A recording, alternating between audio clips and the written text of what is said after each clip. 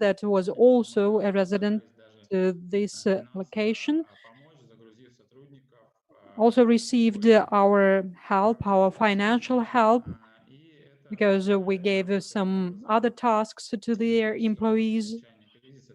And therefore, we hope that after the crisis, the location will work in the same manner as before without losing the residents. Apart from that, I would like to say that our employee came up with an interesting project to support creative businesses and those that suffered mostly in crisis, like restaurants and cafes. So they came up with a special internet website that gives information about online procurement, therefore raising traffic per Instagram and other social media of these institutions. So these are the couple of projects that we have implemented in the recent couple of months. Another thing that brought benefit, and right before the crisis, we had won several grants, and today we are in running projects with some other companies One is a People's University, that is education project for the citizens. We have a video project to promote the new display of the museum, and that is all being done by us and our partners. That is excursion company in Yekaterinburg, and there is also a company on video connection. That means that our partners have received a lot of new tasks and work. I believe I will end here and I will add something in the discussion. Thank you very much, Sergey. And now I'm happy to give the floor 5 minutes to Natalia Nikitina, who is Director General of City Museum Kolomna Center of Educational Tourism Development from Kolomna. Good afternoon, dear colleagues, dear friends. It goes without saying that the context we are in today is extraordinary. None of us has lived through that before. And to, so to say, remain with our guests and with tourists, we were forced to go to another format, to go online.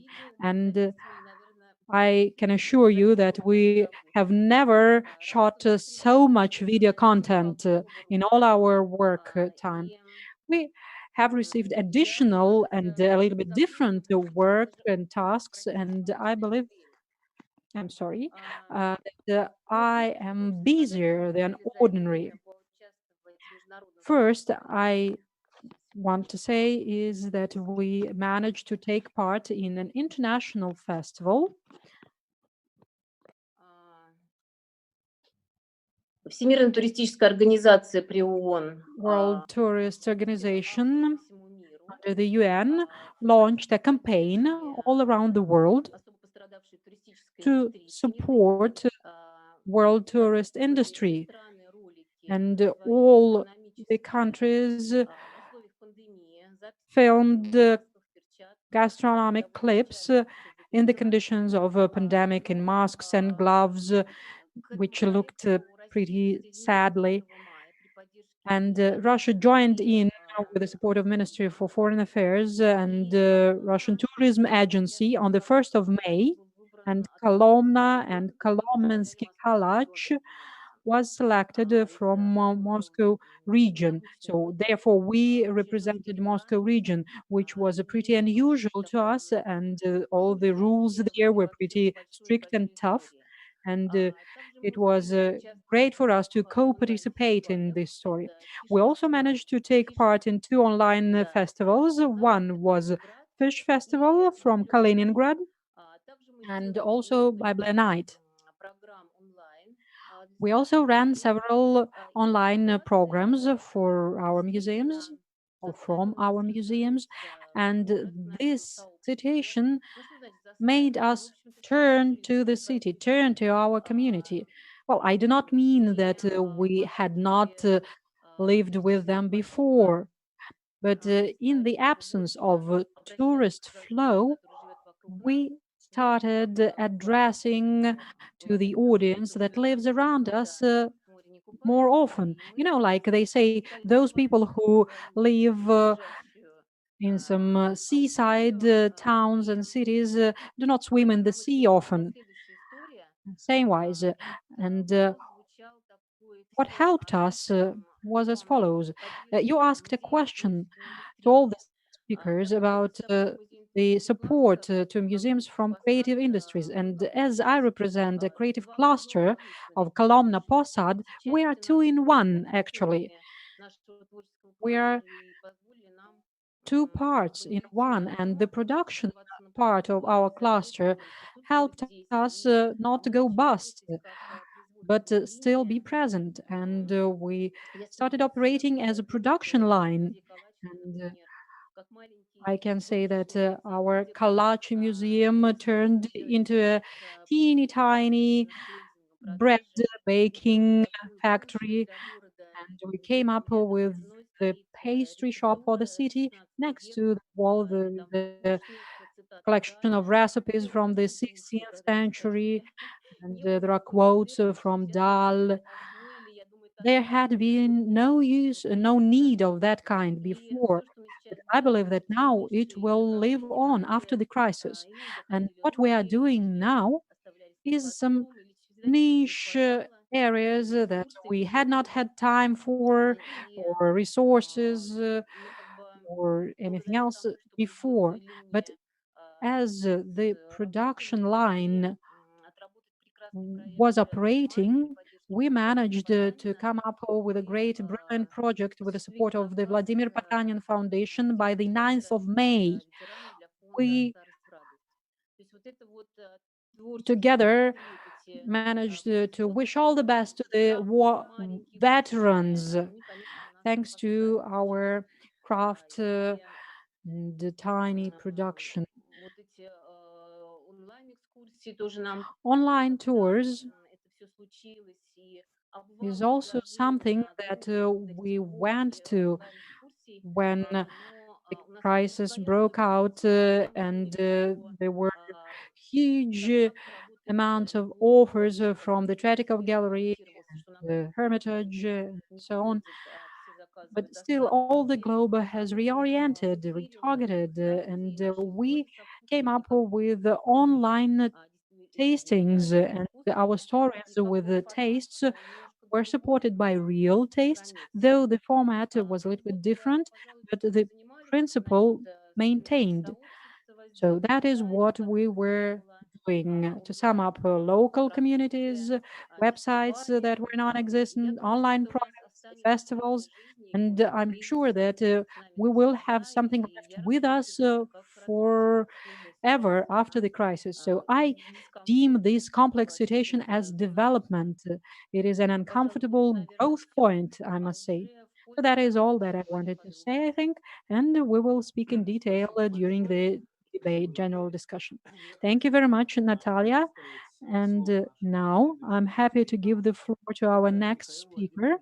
That is Mikhail Ugolnikov, Director General of Museum Plus Ltd. from Moscow.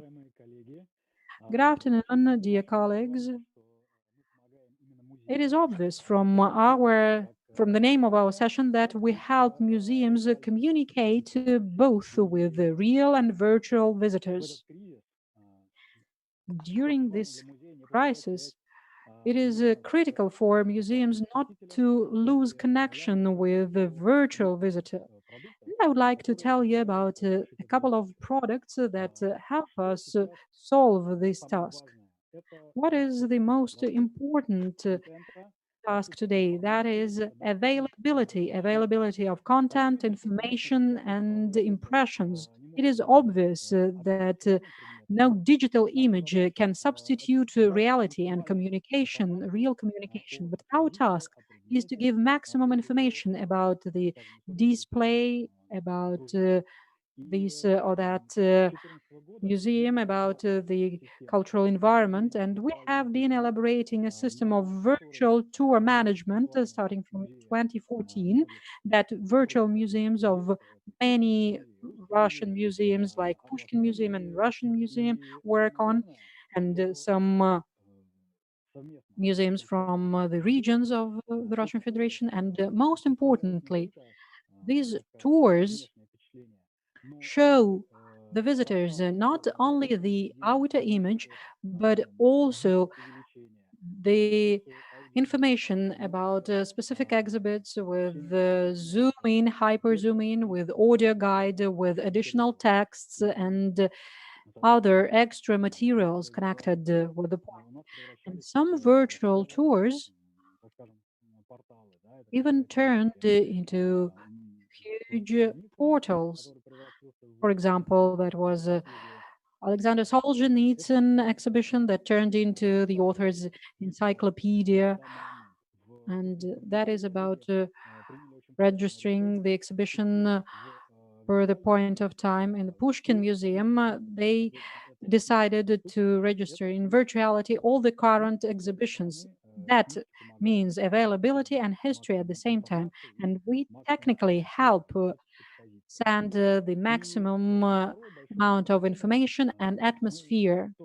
And another large area from the very beginning of our activities, we started working on internet stores for museums, and Pushkin Museum, the Russian Museum web stores are being developed very successfully. And now we have reached an idea of one Russian marketplace. And that is a system that allows museums avoid investing a lot of time and effort and money into developing their own web store. But rather, what they can do is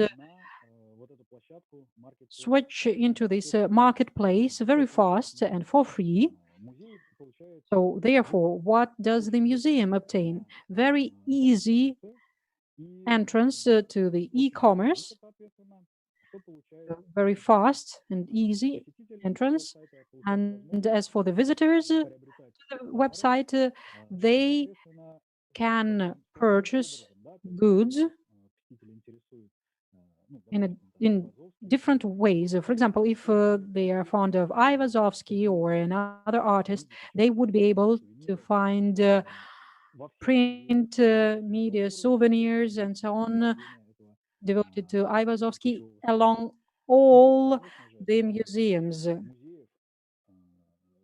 And naturally, and I'm really very happy that this emphasis is a little bit switching. The web store to museums is not extra budget funds, but museums understand that that is an inherent part of their brand, inherent part of their face, and therefore the requirements to presenting their goods are going up, and all the goods have to be well represented and have to be well observed by the visitor and buyer. So that task of availability is something that we help museums solve. Thank you.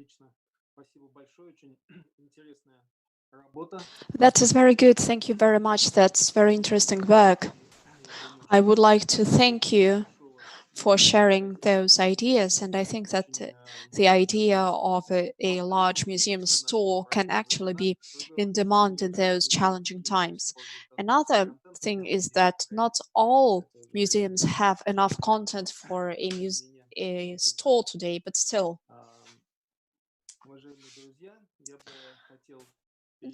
Dear friends, I would now like to go to our next speaker.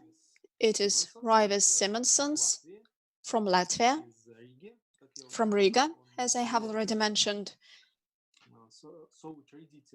He is co-founder of Creative Museum think tank.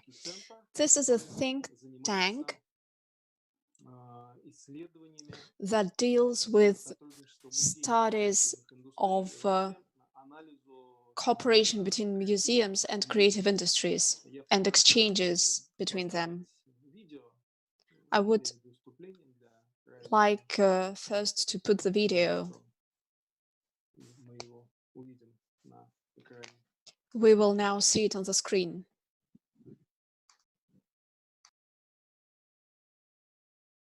Museums and other cultural institutions will be open. This will be a serious challenge.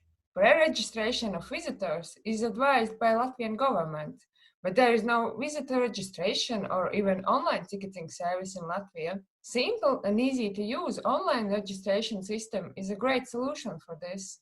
Luckily enough, there already exists an online database, Debаты, run by the Ministry of Culture. It contains all statistical information about almost 200 museums, 18 archives, and more than 150 libraries in Latvia. Debаты is already a functioning platform, ideal place to develop here an online registration tool. We don't have a ready-made formula. Only museums themselves have an insider knowledge of what has to be taken into account. Bottleneck problem, toilets, cloakroom. Depending on the calculation, museums will be given advice by the system on the parameters for the optimal visitor flow. Visitors will be able to make an advanced registration and see in real time if there's an opening for a chosen time slot. This is a step-by-step preview of how it works for the museum visitor. A banner is displayed on the Ministry of Culture's website, which leads to the Visit Museum interface. Here you can choose the museum, date, time, and number of people. And finally, you can add the event to your personal wallet or calendar. Our solution is cost-effective, easy to use, and easy to implement registration form. We offer a reliable and adjustable system for the museum worker, as well as user-friendly design on the front end. The visitor's registration system can be delivered within 2 weeks, online ticketing and mobile app within 4 weeks. The central selling point of this tool is building on the existing joint database Kultūras. It can be adjustable for all three institutions: museums, libraries, and archives. The visitors will trust it because it's run by government, and it will save time and money.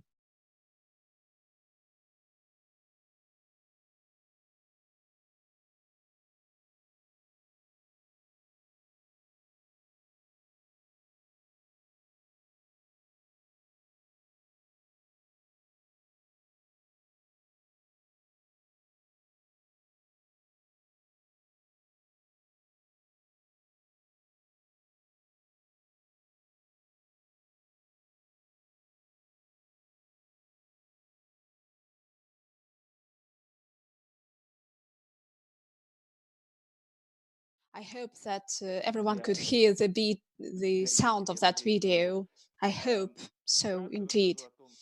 I will briefly speak about what we are actually doing and what was the example that I have just shown.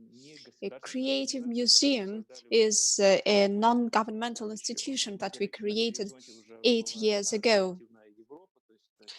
Creative Europe was already developing as well. And of course, our Latvian program, that was, by the way, called Creative Latvia, decided to launch the Creative Museum project. It is a sort of a bridge between the creative and cultural industries, including museums. What was our goal? It was to influence the cultural agenda of Latvia. We wanted museums to be more involved into this microsystem, and we wanted to bring together museums with cultural and creative industries and institutions. It was not just about lobbying the interests of creative institutions, but also the goal was to increase the quality of museums and their content. We wanted to influence the cultural policy, but we did not have a lot of tools for such an influence. We can write letters, we can write recommendations, develop projects, but the best thing is when someone can assess your work and when someone can promote it. What we have just shown is the result of a hackathon. It is the result of a 48-hour marathon of ideas. As a result, we created this prototype of a systemic solution for access, I mean physical access to the museums after the end of the lockdown and the restriction of visiting the museums. Our solution is very simple. The advantage of a small country that Latvia is that our museum systems is very much centralized, and the museums, archives and libraries are all considered to be part of this small ecosystem of cultural institutions. Our goal was to create a simple mobile application to register visitors to the museums after the lockdown. Our museums are open for visitors from the 18th of May. However, there are some conditions, of course, regarding the space and surface of the museums. For example, 50 people can visit a large museum, and 10 people only can visit a small museum at the same time. But So far, people have just been coming to the museums, and sometimes we have those issues where there are too many people coming at the same time. And when museums have just one entrance, that creates some logistics issues for the visitors. What we are offering is a system that is using the database of the Ministry of Culture of Latvia, since this ministry receives all of our digitalized content from the museums. Every year, we submit our reports to the ministry, and the ministry already has a system that brings together all the museums of our country.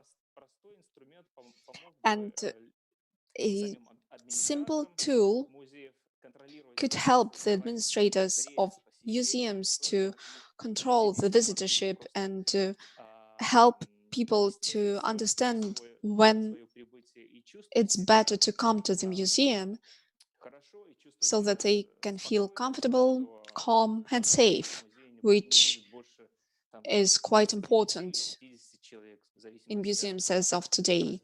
We would like to make sure that we respect this threshold of visitors to museums. This idea was accepted.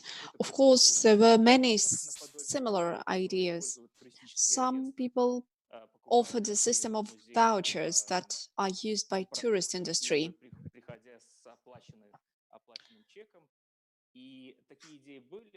There were similar ideas, of course, but we won this hackathon, we scored second, and we got a small financial reward. But that's not the most important thing. What's the most important is that the Ministry of Culture accepted that this solution will help the population to go to museums calmly and comfortably and to plan their visit to the museum. And implementation of this project is now under discussion already. Of course, it's not our team who will implement this project technically because it's a large-scale project and there are some very good professionals in this area. The firm that won the tender that was conducted already organized an electronic system for parking payment in the city, and they already have experience and a big database. So they have experience of working with similar data.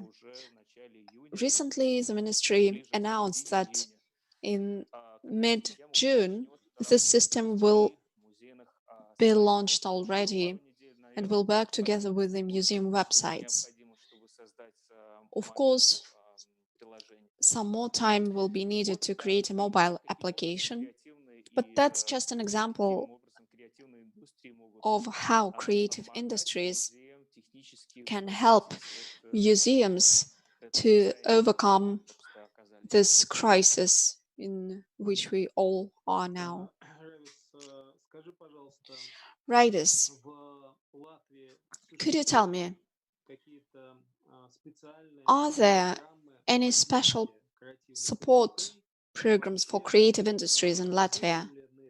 And in general, are creative industries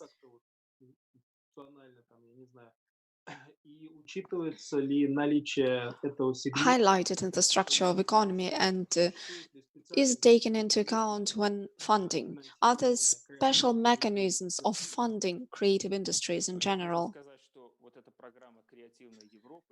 This program of Creative Europe and Creative Latvia represent the main tool for planning cultural policy. And this tool is functioning indeed. We do see real results. The prestige of cultural and particularly creative industries has increased. What can testify to that? For example, in the Ministry of Culture, there is already a department dedicated to creative industries. There is also a team of advisors who every month and every second month get together and resolve systemic issues. In addition, we have incubators. The Ministry of Finance is also involved in that and provides funding to the creative incubators and to space makers. So over the last 7 years, the prestige of this industry has increased indeed. I cannot give you precise figures, but I can just say that it is all helping. Another example is the hackathon. Actually, the ministry also participated in this hackathon. The amount of money was not very high. However, over those 48 hours, many ideas were developed and they have a huge potential for implementation. Indeed. What else can I say? Over the last 20 years in Latvia, we've had the so-called Cultural Fund. That's the main institution where we can submit some applications and receive finance in the form of grants. These grants help to exist the creative industries and the museums and the non-governmental sector. So I have now described this micro ecosystem of our country. That's very interesting. Last year and at the beginning of this year, we sent a questionnaire through Nemo asking to question the museum community representatives in various countries about the relations between creative industries and museums. Unfortunately, we noticed that quite a lot of museum directors and representatives of cultural boards of directors sometimes even did not manage to capture what's behind creative industries. So we noticed a lack of understanding of this sector of economy. Unfortunately, it is the case for us. I liked very much the research that was presented by Nemo in Germany during the fair in Frankfurt, where figures were given regarding the contribution of creative industries in the economy. I mean, they presented the number of jobs created, the actual revenue for the economy. I think that our economists could work on that, and economists and creative industry members could organize a similar analysis for Russia, just to confirm that creative industries represent an important sector of economic activity. Thank you very much, Raivis. I would now like to give the floor to conclude this round of speech. And before we go to the free discussion, so first I'd like to give the floor to Mikhail Gnedovsky. You have the floor.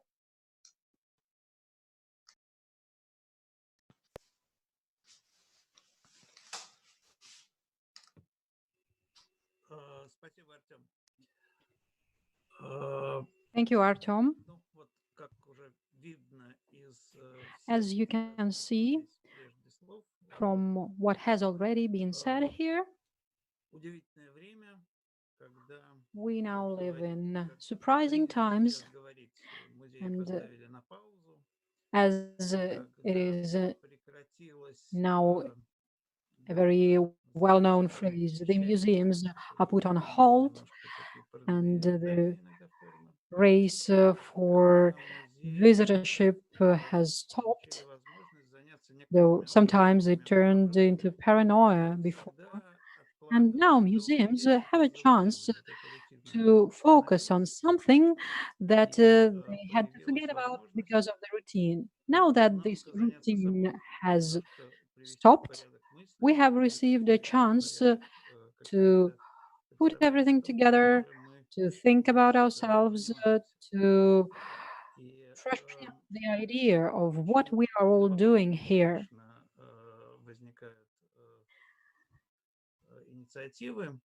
And we can now witness pretty curious and interesting initiatives turning up.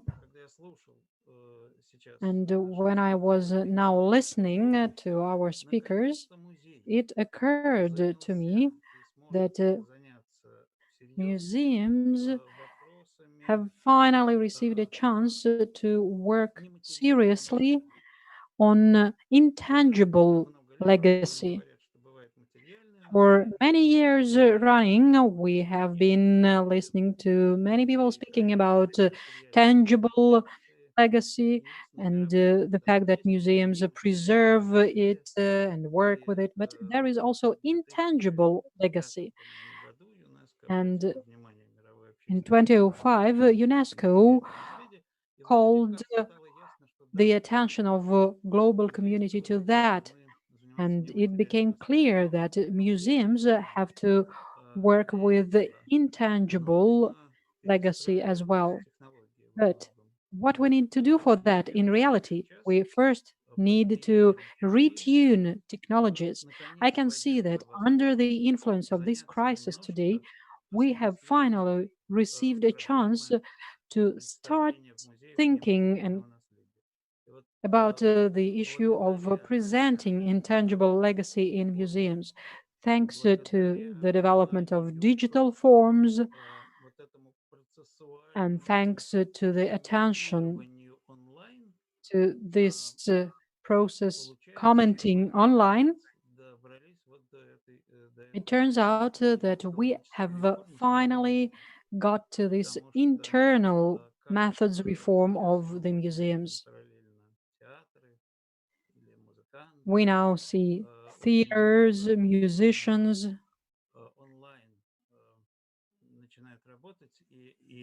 going online a lot,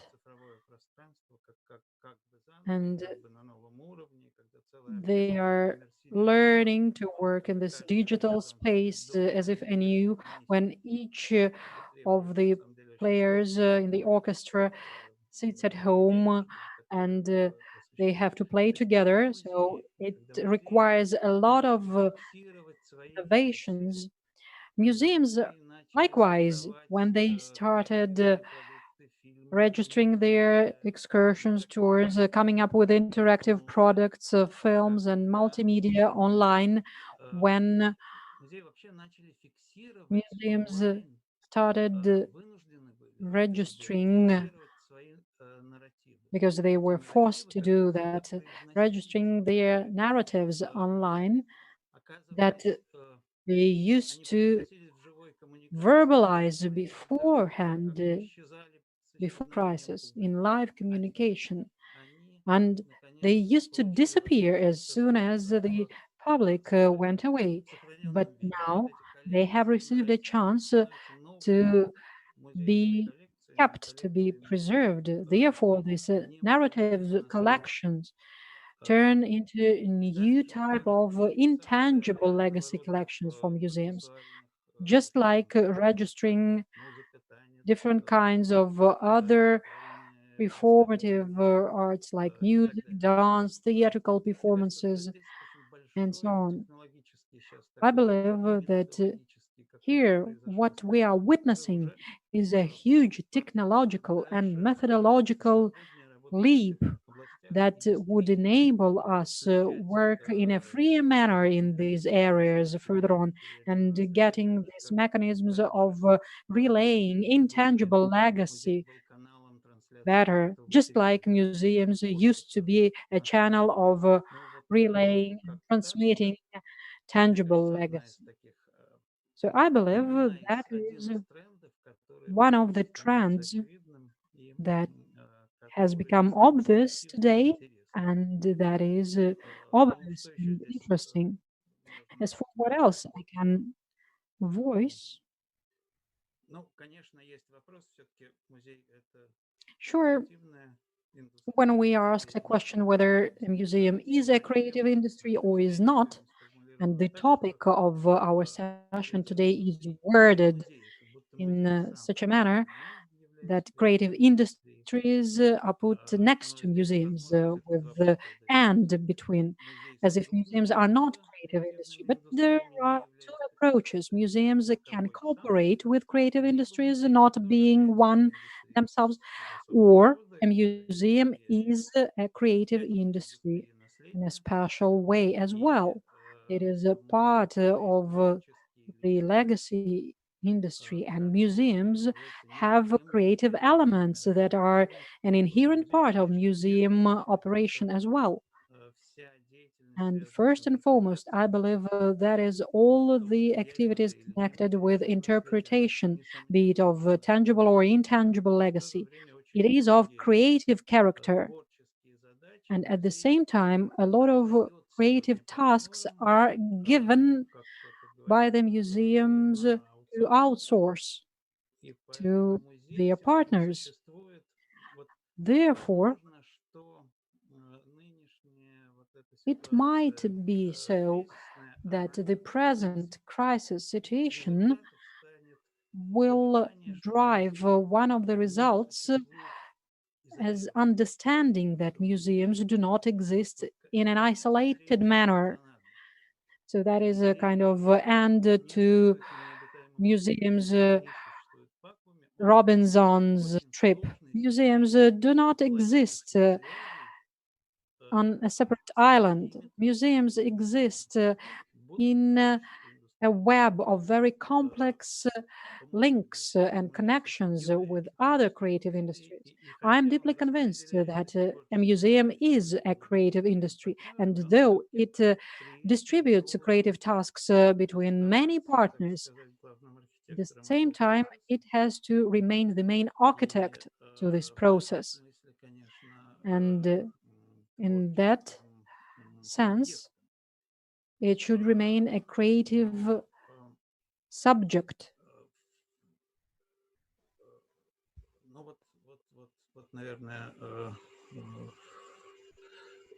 Ну, в общем, остается вопрос, But still, a question remains.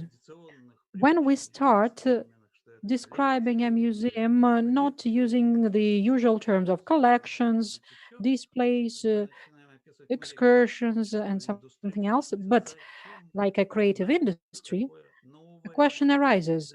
Why do we need this new language? Why do we need these new terms to describe a museum? And I believe that is the main question for us today. We would hardly be able to give a comprehensive answer to it, but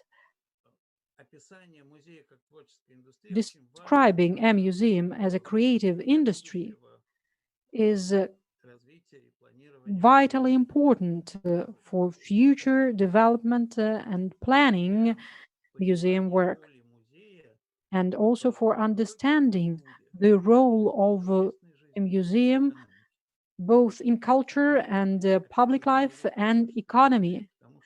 We are describing the museum as a creative industry because we want to understand its real participation in the economy. As even today, we are convinced that the museum is not a black hole economy-wise, that resources are invested only, and luxury that our society can afford. Today, we see museum as an active subject of economic activities, but the results of these economic activities, the economic results of these activities are not in the museum cash point, but in other locations. So museums are economically effective, cost effective, not as a separate location, like a factory can be, where we invest 1 ruble, for example, and drive 2 out of that. But museum is effective in another manner that drives a profit not only in terms of culture benefits, social benefits, but also economic profit, that we have to start to learn to calculate, and it is located in a different place. So these are my ideas on the topic that we are discussing. Thank you, Mikhail. As usual, you have touched upon really global questions, and I believe that many of us have started thinking differently about the present situation, and also recollected our discussion in Kyoto about the new definition to the notion of the museum. Because when a context that we find ourselves in shows us that people are away from the collections, from the museums, and the museum workers are away from their collections themselves, we again start asking ourselves what the museum is. We still go on working, irrespective of this absence of access to real intangible collections. And I would like to add something about intangible legacy. As in the territory of Sviazhsk, we have UNESCO World Heritage Site, and we very often take part in different events connected with UNESCO. I would like to remind you that the concept of intangible legacy turned up in the 1990s, and in 2003, the international community adopted a convention to protect intangible cultural legacy. And regrettably, on reasons not so clear, the Russian Federation has not yet joined this convention. And irrespective of the fact that there is a wish to incorporate Vologda embroidery and other intangible legacy objects into intangible world legacy collection. As for whether museums are creative industries, I'm sure that they are, because despite various definitions to creative industries that exist, as for me, that is an institution or organization of physical individuals that add value on the basis of creativity.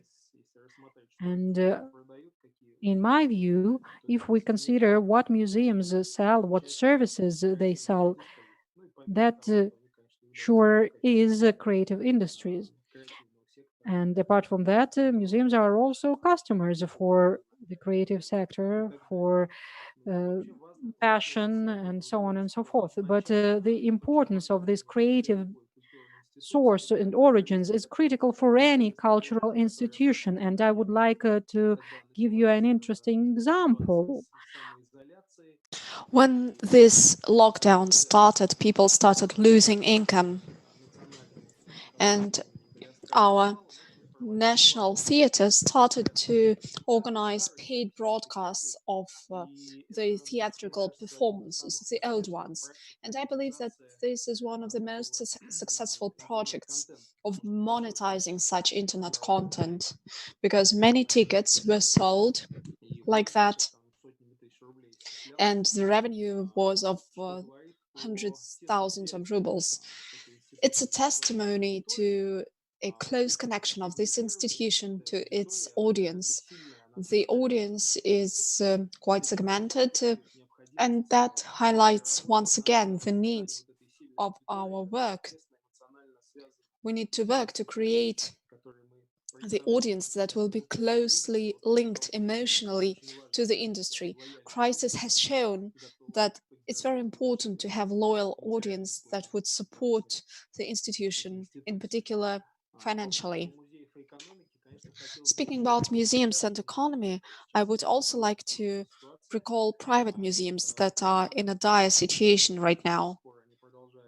We can discuss that and debate about that, since private museums belong to people. But anyway, these are the institutions that have to pay for themselves. And today they are in a very complex situation, of course. Dear friends, to continue our discussion, I'd like to raise another question, since we are having an open discussion right now. I'd like to ask a question to Natalia Nikitina from Kolomna. As I have already reminded, she's a well-known social entrepreneur. I would like to ask her, based on her experience of getting grants, how they are dealing with that. Your institution is not a state museum, right? So, Natalia, how do you think? Do we have enough mechanisms to support creative industries, in particular museums or collaborations between museums and creative industries? And how do you think what can be done to increase the flow of investments into creative industries and to ensure their development and interaction between museums and museum communities? Can you answer that, please?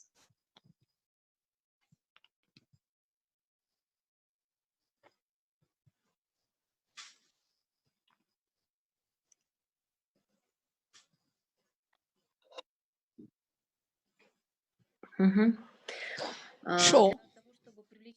So, to increase investment in this sector, I think people need to understand and imagine the value of those creative industries. As I see it, based on the example of our lives, sometimes this value is underestimated, and the presence of creative industries on a particular territory is not truly valued. And as Mikhail has said, quite often people believe that all the value is in the ticket offices. They do not evaluate the multiplication effect of the museum and creative activities. So I think that we need to learn to inform people about this value of creative industries, because now this value is not reaching hearts or minds of people. And just to give an example, nearly 1 week before the crisis, the regional culture minister, Yelena Karlamova, organized a meeting. She chose herself several representatives of institutions for this meeting, and she told them, you are creative industries, what can we do now? So apparently she saw some potential in those industries, and she realizes that such industries can influence the development of territory, the quality of life, the creation of jobs, and the list can go on and on. You are well aware of that. So the lack of information, the lack of technologies represent an obstacle to this industry. She asked us directly, by the way, where is the creative class? Where can I find people who speak the same language as you do? So I think that we are on a very initial stage of development right now. Some awareness raising programs should be more present in universities, for example, or in high schools. That's my idea. I think that if you ask any person in the administration what's the creative industry, he or she will hardly be able to respond. There is clearly a gap here, and we need to invest more effort into the awareness raising.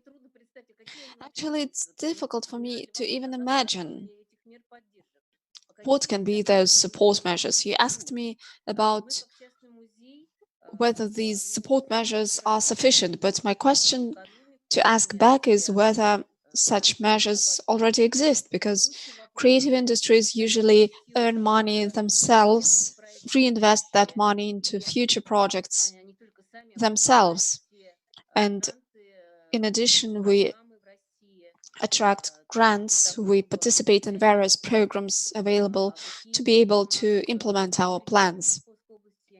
In the Moscow region, if I'm not mistaken, there are no programs to support creative industries, but it's already good that this question is being raised. Yes, indeed, we are starting to think about that. What about Yekaterinburg and the Yekaterinburg region? Sergey, could you please comment on that? Do regional authorities understand the value of the sector of creative industries? And do they understand the value of museums as part of creative industries? I can say that this understanding is gradually developing. If we take the Yekaterinburg city administration, we witness for a second year already the elaboration of a creative strategy. It's called officially strategy, and it is part of a large strategic development plan for Yekaterinburg. So there are indeed plans to develop it. But apart from this strategy, there's been only talk and not really any actions. We need to identify companies that work in creative industry, take even museums. I think that some authorities are already doing that, because I know that the list of cultural institutions is being established now. We would like to be included into the creative industry segment, of course. This strategy will be developed until the end of the year, and it will involve some tools. Механизмы, мы надеемся, как поддержка в целом среды, в частности, креативных. Including the support of creative clusters and the rent of premises at lower rates. Которые будут предоставлять территорию для подобного рода институций. So, I will give an example. I would say that this is a platform for potential development of this cluster, but not really a tangible tool already. There are some companies and some institutions that are not yet strong enough to be able to leverage this strategy. The administration, however, is supporting this industry, and this is a testimony to the fact that there is some understanding about the value of this industry. But so far, there has been no document about the measures of support or any tangible measures. But I would say that even if there is nothing tangible yet, we are making some progress and moving towards it. There is a section dedicated to these creative industries at a large urban forum in Yekaterinburg. I think that the authorities are waiting for the sector to be more active. But sometimes such industries are not really willing to ask for support. Sometimes they are just willing to work on their own without any participation and any interference on behalf of the authorities.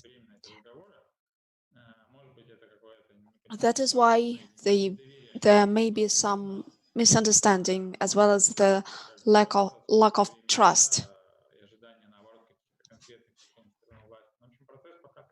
So far, the process is at an initial stage, but I hope that soon some results will be available already. If we go back to the question mentioned by Mikhail, how do you think?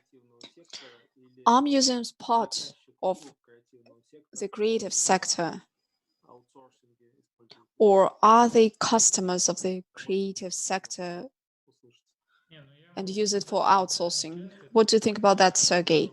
Well, yes, of course, we are part of this sector, but how can we apply this understanding? What's the value of our understanding that we are part of this sector? So far, I haven't noticed any benefits of it. Speaking about the current situation, I don't think that many museums were able to earn a lot using online and digital.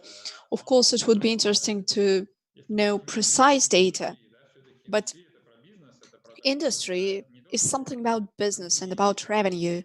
It's not just about any postponed effects. Industries are about a direct effect and direct revenue. And if we consider it like that, we cannot consider the creative sector as a true industry. We are something more like a media. But the question is, how can we transform into an industry with some cash flow, with some economic activity? If we take a private museum, it can be autonomous, it can be profitable in an offline regime. But can we imagine such a museum to be profitable online? For me, it is very difficult. I think it's a very interesting challenge at the same time, because in online, museums will have to compete with other players such as Arzamas platform or online cinemas or educational projects that actually manage to have sustainable business online. So far, we haven't thought about how museums could survive there. Though now the summer tourist season is starting, and we are thinking of coming up with excursions in June, and we'll see whether we are a creative industry online. But again, I believe what you have said, Sergey, partly shows us that we, representatives of museum community and culture, do not always understand this new economy and the new reality that the pandemic has forced us into. Because you are talking about the financial effect and the profit, monetary profit, but on the other hand, we understand perfectly well that a blogger that has 5 million followers or 10 million views of the channel, though he does not have any tangible things in his hands, this is a value for him. Or, for example, if we talk about our museum, I can say that this situation actually made us focus on our social media, and the visitors, the followers of us there increased by a factor of magnitude. We have several hundreds of followers now, and we are planning to build it up. We consider it as a powerful vehicle of museum presence in information space. And I'm starting to be convinced that the information field has a lot of opportunities for monetization, like examples from IT and social media show. On the other hand, there is another thing, like you all should remember, according to a recent poll that ICOM has published, the museum has a very big credit of public trust, and people trust museums even more than public governmental institutions. And in this race for monetization, and in this race of turning into a creative industry, we should not forget about not losing this credit of trust. Mikhail Gnidovsky, I would like to once again address you now. How do you think a museum should find this balance between economic effectiveness and preserving the functions and attributes of museums, thanks to which museums enjoy this big credit of trust?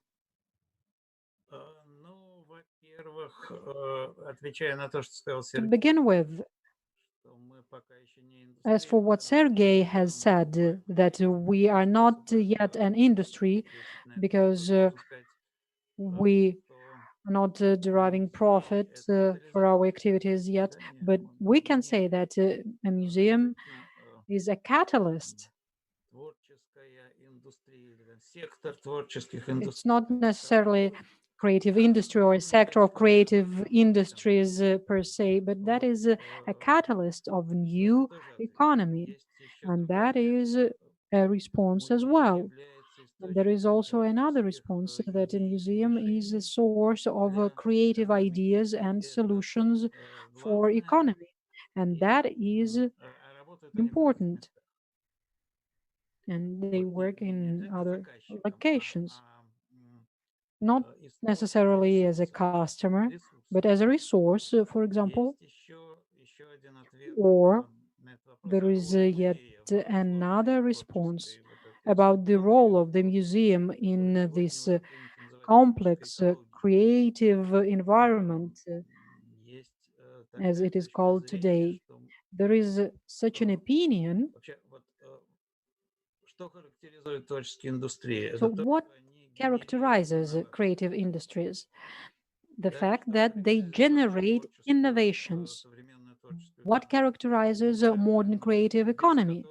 Is innovations generator, without which this economy cannot exist. So innovations do not exist in vacuum. Innovations always exist in relation to something, in relation to tradition, and museums that set this reference point, they act as a coordinate system in which we can say whether the idea is innovation or is not. And the role of this reference point, the role of this standard, so to say, being preservators of heritage and legacy, museums in modern culture are this framework that sets the tradition according to which innovations are deemed.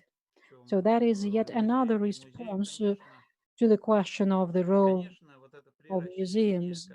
And naturally, the build-up that we now experienced in our work has at least three dimensions. One of them is purely culture, and we can elaborate this thought about interaction of traditions and innovations. The second one is social, and in this respect, museums play a role in development and of creative cluster, according to Richard Florida.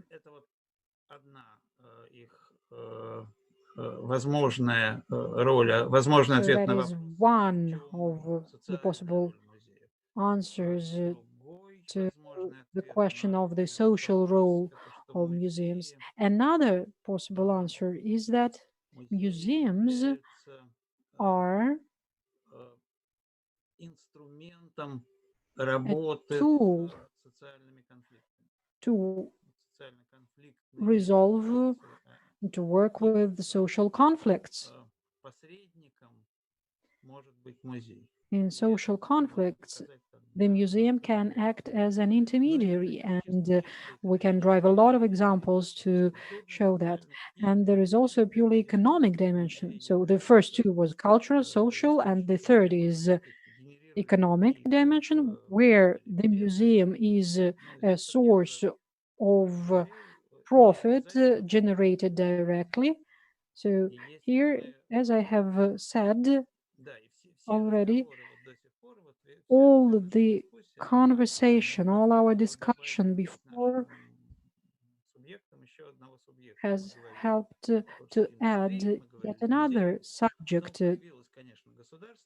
We have said creative industries, museums, the state that plays a crucial role in this country and in other countries, that is a natural player on this stage, and for the majority of Russian museums, that is the direct founder that sets the rules of the games and words the expectations, that says, among other things, let us build up visitorship to the endless position as they used to do before the lockdown.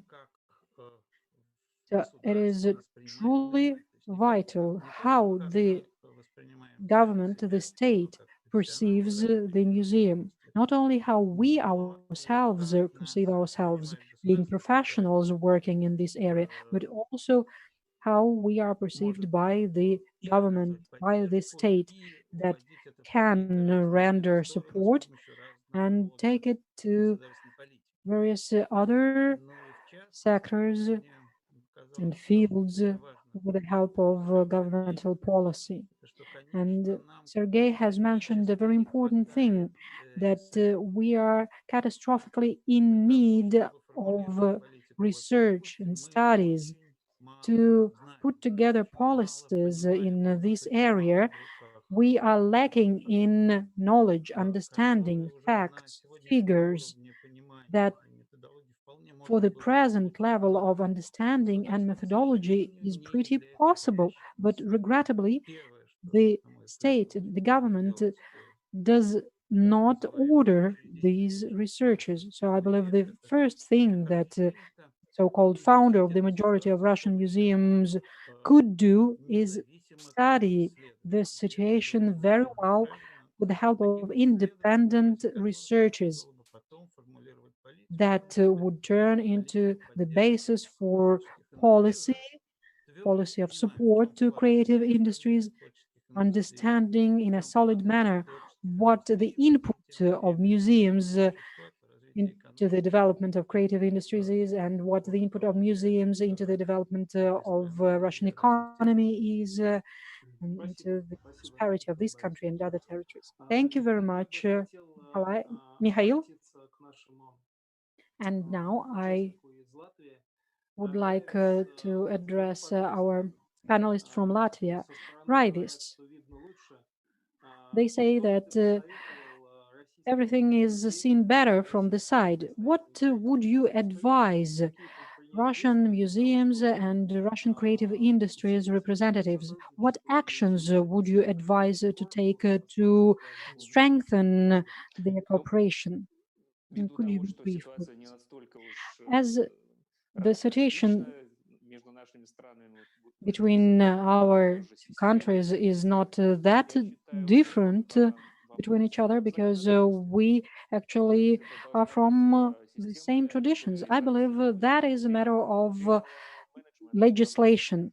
There has to be system legalization of museum management, museum administration. It's not just that museums have to sign terminated agreements.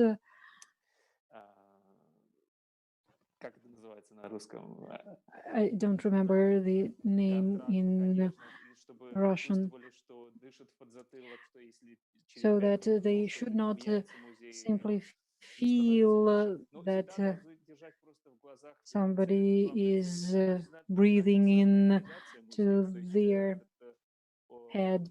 And professional activities of the museum in a natural way, an image of life as economic form is being left in the past. So we should keep up with the times and we should trust professionals with what they are better at. And now specialization and differentiation is needed to keep up. What else I can add here? A number of questions that have been touched upon. The public procurement, the public order is something that we need deeply. Yes, there is the need. Population would like to visit museums as very good museum products, but we need public order, public procurement. In that case only, we would be able to professionalize our activities and to order customers, to order contractors. Thank you very much. Another brief question to Mikhail Ugolnikov. Have sales of museum stores gone up during this crisis? Well, briefly speaking, any amount is more than zero because there used to be no sales online at all. Yes, so we do see the population ability to buy going down, and now the fact that the buyer shops for a book or souvenir is to a certain extent help to the museum, and that is a contribution to the development of the museum. And though online sales and e-commerce will never keep up with the offline in the near future, still museums will need to learn to use these tools. That is about sales and what my colleagues have said, the quality and quantity of content has gone up offered by museums online, but museums cannot receive some donuts from certain content, and I hope that we would be able to help them. Thank you very much, dear friends. Our discussion is nearing its end. I would like to highlight some moments that seemed important to me and that were mentioned by our speakers. First of all, I think that we need to take into account the positions of the state and the fact that the state also has a lot of other things to deal with. I believe then that our community has to unite and to organize some activities and initiatives, including the assistance of volunteers, for example. I think it's very important to organize conferences and make publications on the subject of creative industries and museums. As was aptly mentioned by Mikhail, there is a gap of competencies. Quite often, the museum community just does not understand how to monetize the virtual reality. They don't understand the economic part of the digital world. So I think that a certain review of best practices or conferences of this on this subject are quite important. We received a question from the website. What are the first measures to be taken by our country to stimulate the work of museums with creative industries? Well, we are told that we have 1 minute left, so I will just share my view on that. I quite agree with you. We really need to develop a state policy of supporting creative industries. This sector needs to be recognized as a sector that brings a lot to the economy, and the respective program has to be adopted. Many people are just concerned about the word creative industry. Maybe we can rephrase it a little bit, but anyway, we need to adopt a state program of support for creative industries so that the industry receives state investments that will serve as a catalyst and improve the work of the industry. Museums and creative industries are catalysts for the economy. So if there are some investments, the added value will be much higher than the amount of investment. Dear friends, thank you very much for this amazing meeting. I wish success to you when working with creative industries, and I wish more creation in your life in general and more creativity. Thank you and goodbye.